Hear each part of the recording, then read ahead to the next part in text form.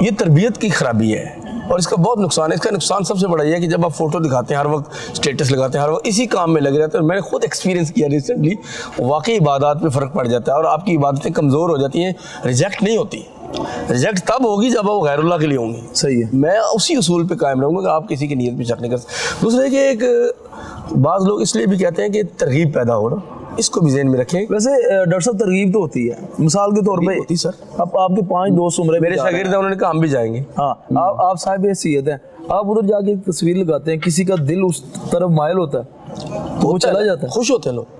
تو اس کا تصویر سے نہیں, وہ اصل میں اس جگہ سے ہوتے ہیں. ہاں جی, اس جگہ سے ہوتے لیکن ہیں. وجہ تو بن گئی نا. دیکھیں اب تو میڈیا, دیکھیں میڈیا کا صحیح اور غلط استعمال ہے.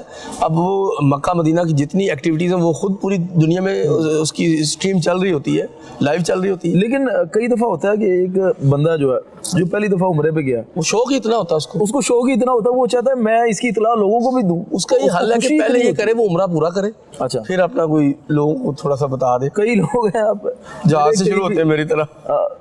قریبی دوست سے گئے ہوئے تھے ادھر, تو وہ روزانہ لائیو کر رہے تھے ادھر. بس یہ شوق ہے. اچھا, اب ان کا شوق ہے, دین سے نہیں ہے, اس کا تعلق اس کی ذات سے ہے. کچھ بندے ایسے ہیں جن کے بارے میں نہیں کہہ سکتا کہ وہ ریاکاری سے کر رہے ہیں. میرا خیال ہے کہ وہ شوق کی وجہ سے, اور ان کی نیت یہ ہوگی کہ لوگوں کو پتہ چلے کہ جو اس کا جذبہ ہے نا, ہاں, اس کو کنٹرول کرنے کی ضرورت ہے. ہاں جی, اس کا تعلق دین سے زیادہ اس کی ذات سے ہے, اس کی ذات کی تربیت کی ضرورت. آپ نے دیکھا ہائی آفیشل لوگ کبھی اسٹیٹس اس طرح نہیں لگاتے. بالکل. کیوں؟ کہ ان کی مجبوری ہوتی ہے, وہ بتاتے نہیں ہم کہاں پہ ہیں, تو وہ کیوں نہیں لگاتے؟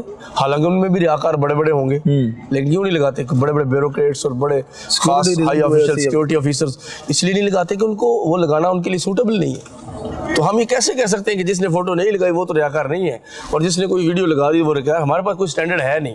ہمیں نیتوں میں شک کرنے سے منع کیا گیا. یہ صحابہ کا قول ہے کہ ہم نیتوں میں نحکم بالظواہر.